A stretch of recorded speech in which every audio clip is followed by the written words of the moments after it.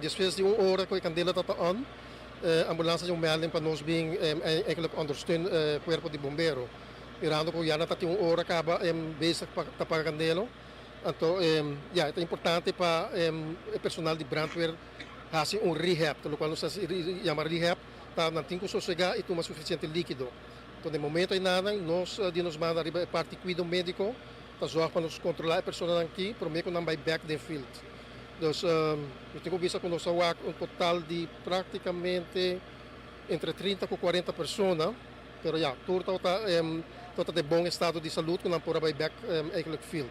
Como viaja, nós aqui com persista e stof que tem de candela, é porta químico, pero no momento de candela, tem 2 coisas seguro que como vrei, que é cianida e colmonoxida.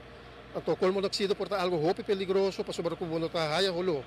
Então, no momento que tu não vai querer não, bota querer com um simples dor de cabeça ou bota sonho, pero depois é porta lat. Então, especialmente nós pedimos para não rehab, depois período para não poder controlar.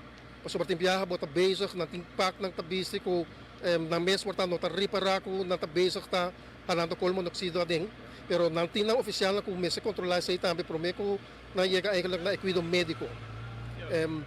É bom sinal tá agora aqui que nós reparar que uma começar Bolter, pero é importante para seguir a instrução de polícia.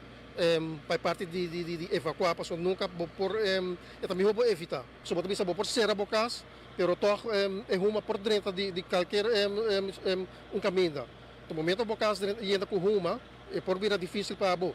E ainda na conta sofre de asma é importante para não alejar do sítio.